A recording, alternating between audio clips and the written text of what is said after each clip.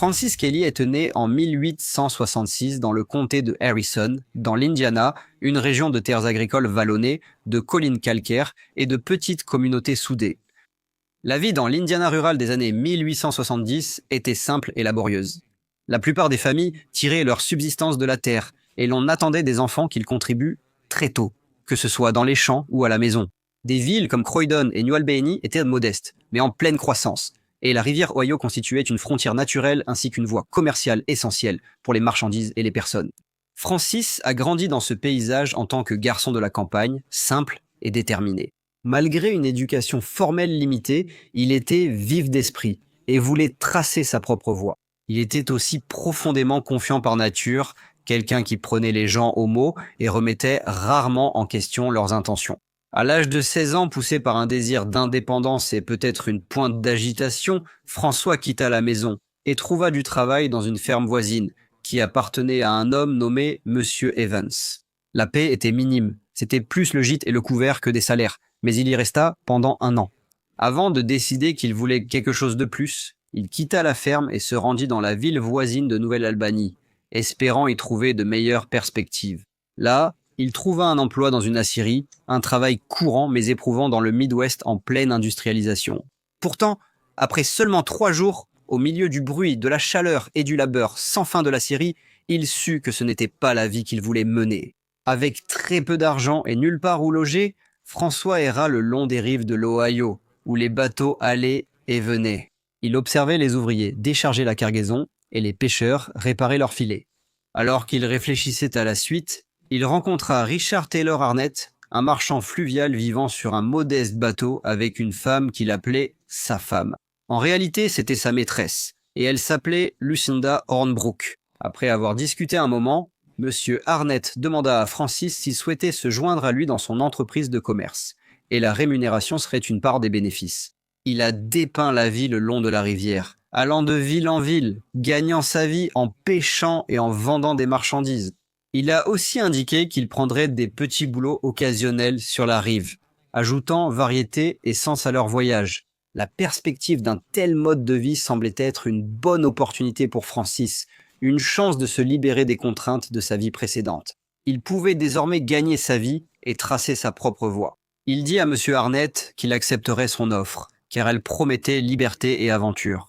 Le bateau descendit la rivière jusqu'à Roanoke dans l'Indiana, où M. Arnett décida d'ouvrir une épicerie qui était en réalité plus un saloon de rivière, et il fit de Francis son commis. M. Arnett ne savait ni lire ni écrire, alors il comptait sur Francis qui, bien que son éducation formelle ait été limitée, était compétent en mathématiques et en anglais. Ses compétences lui permettaient de gérer transactions et correspondances aisément. Et en retour, M. Arnett lui promit un meilleur salaire que ce qu'il pourrait gagner ailleurs. Tout se passa bien un moment, mais un jour, en l'absence de M. Arnett, des hommes montèrent à bord, et Francis leur vendit du whisky à 500 le verre au lieu de 10. Lorsque M. Arnett l'apprit, il entra dans une colère noire et menaça de tirer sur le jeune homme si cela se reproduisait. En poursuivant sur la rivière, ils atteignirent Talton, où ils restèrent environ 1 mois. La prétendue épouse de M. Arnett s'était lassée de la vie sur le bateau, et elle partit brusquement, annonçant qu'elle allait voir son père, un fermier nommé Buckner Hornbrook, qui vivait dans le comté de la Rue. Ils rentrèrent alors à Roanoke, dans le comté de Spencer. Mais les affaires ralentirent, et Francis se lassa de la vie sur le bateau. Il a dit à M. Arnett qu'il voulait partir et retourner travailler à la ferme. Il a ensuite demandé sa part des bénéfices.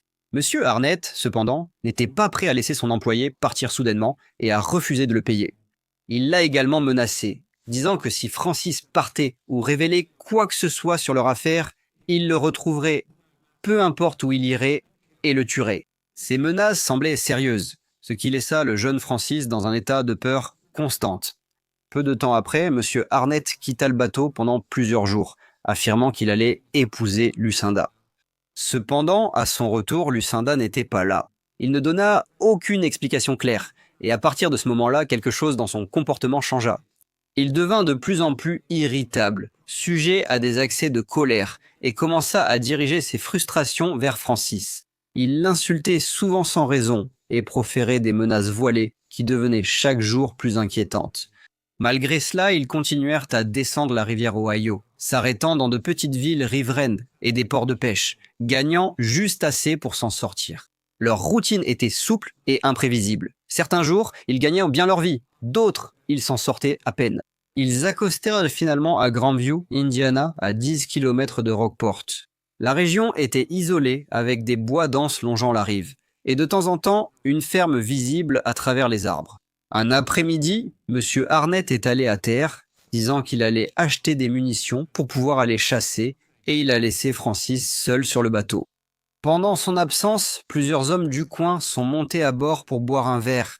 Malgré ses réticences initiales, Francis a servi du whisky à 500 le verre, ce qu'il avait déjà fait auparavant, mais que M. Arnett avait commencé à considérer comme une faute grave alors que le soleil déclinait sur l'eau. Francis était de plus en plus anxieux.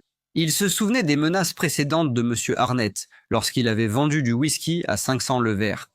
Il envisagea de fuir, mais la peur le retint. Il se rappela que M. Arnett l'avait déjà averti que s'il essayait de s'enfuir, il le traquerait et le tuerait.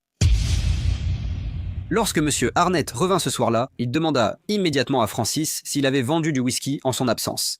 Francis admet l'avoir fait, mais ne précise pas combien il a demandé. M. Arnett resta silencieux, accentuant l'anxiété du jeune homme. Sachant qu'il avait acheté des munitions, Francis commença à soupçonner que M. Arnett avait l'intention de mettre à exécution ses menaces précédentes. À ce moment-là, il avait déjà emballé ses affaires en secret et cherchait le bon moment pour s'échapper. Ce soir-là, M. Arnett et Francis sont allés en ville. Ils sont revenus ensemble et M. Arnett a dit qu'il était fatigué et qu'il allait dormir. Il a ensuite demandé à Francis de diriger les bateaux, mais la tension ne s'était pas dissipée. Seul à la barre, Francis ne pouvait pas se débarrasser de la peur que le vieil homme se réveille furieux en apprenant à quel prix dérisoire le whisky avait été vendu. Il imaginait la scène, M. Arnett criant, attrapant une arme, et peut-être même lui tirant dessus sans la moindre hésitation. Poussé par la peur, Francis prit une décision. Il lâcha la barre et se glissa dans la cabine. Là, il ouvrit le petit coffre-fort où il savait qu'un pistolet chargé était gardé.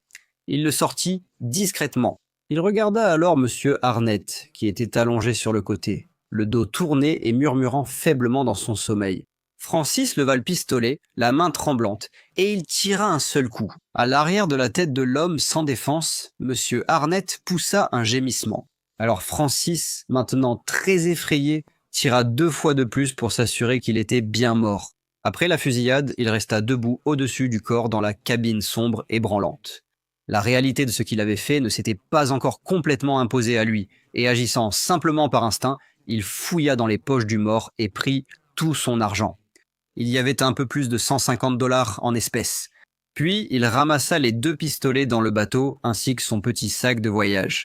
S'ensuivit une tentative désespérée d'effacer les faits. Francis alla chercher une lanterne, l'alluma et la jeta sur un tas de bois de chauffage sur le pont.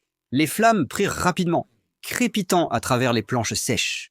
Il monta ensuite dans la chaloupe et commença à ramer au loin, juste au moment où le bateau était envahi par les flammes. Il ignorait si l'incendie cacherait les preuves. Il espérait seulement que ce soit le cas. Peu de temps après, Francis Kelly atteignit le rivage à Rockport. Il tira discrètement le canot dans l'obscurité et se dirigea vers la ville. Il n'était qu'un garçon de 17 ans, alors il errait sans être remarqué. Il passa la nuit près de la gare, discret et hors de vue, tentant de réfléchir à la suite. Le lendemain matin, il acheta un billet de train pour Evansville, espérant mettre de la distance entre lui et le bateau brûlé qu'il pensait voir dériver en cendres derrière lui. De là, il prit une correspondance pour une autre ligne, en direction de Kimmundi dans l'Illinois. Il envisageait cette destination avant de rencontrer M. Arnett. Pour l'instant, cela semblait être un endroit sûr pour disparaître, une ville tranquille, loin des rives de la rivière Ohio. À Kimmundi, il se réfugia chez un fermier, M. Boggs, marié à une femme que Francis avait connue. Cependant, à Rockport, la vérité avait commencé à émerger. Le matin du 29 septembre 1883, une épave fumante fut retrouvée dérivant près de la berge. C'était un bateau de commerce gravement brûlé qui flottait près du bord de l'eau. Parmi les débris calcinés, les autorités découvrirent les restes d'un homme, son corps très gravement brûlé, mais encore suffisamment intact pour être identifié. et il fut bientôt confirmé que le défunt était Monsieur Richard Taylor Arnett.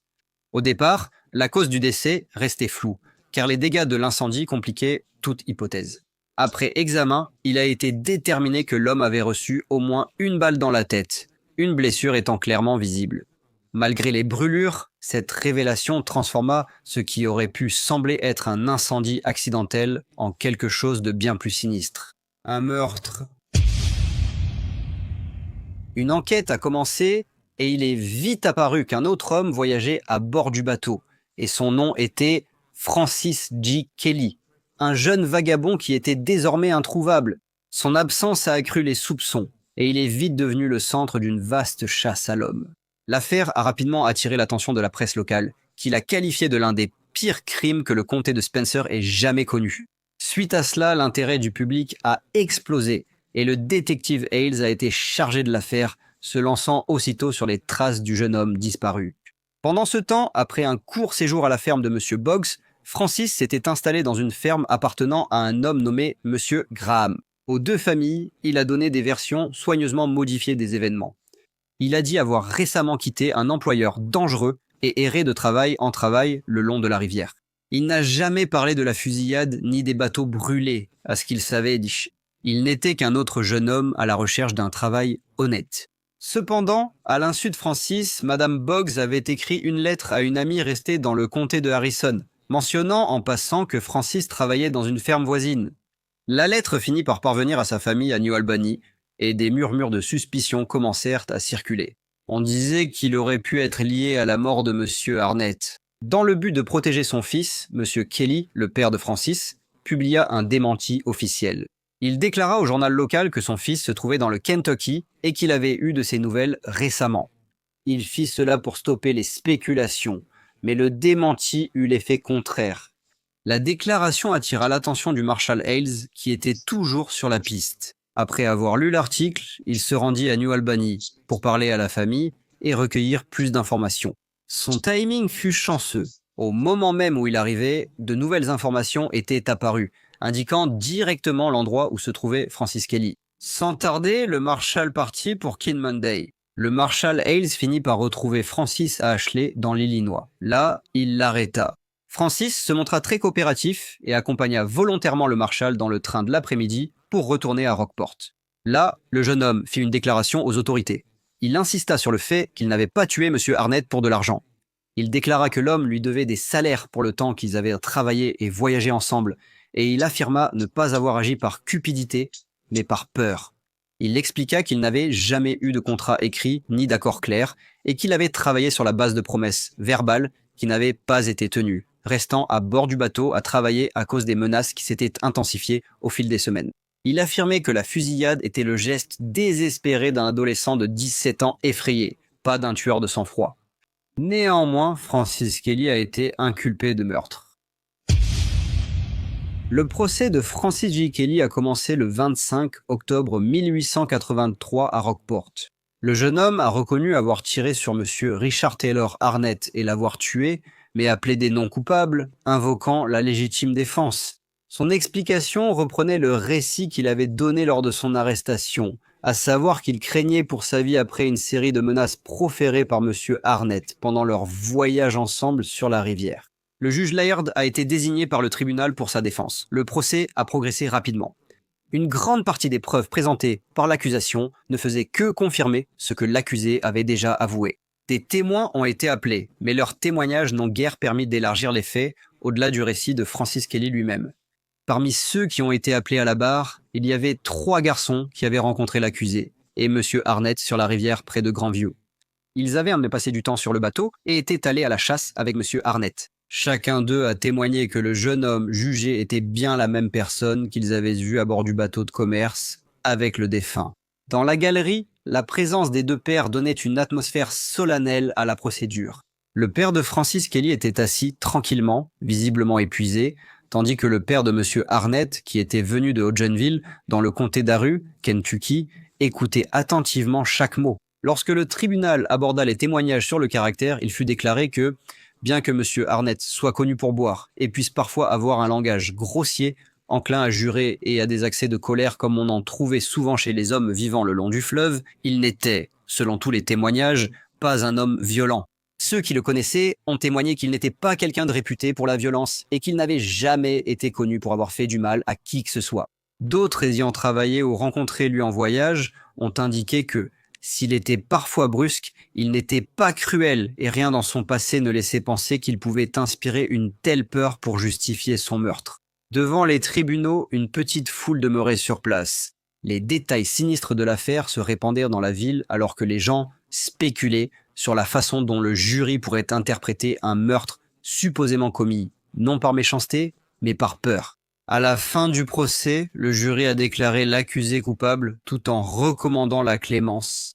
Le juge, en tenant compte de cela, a condamné Francis Kelly à la réclusion à perpétuité plutôt qu'à la peine de mort. En 1883, cela était considéré comme une grande clémence, surtout pour une affaire impliquant un meurtre avoué et une tentative de dissimulation.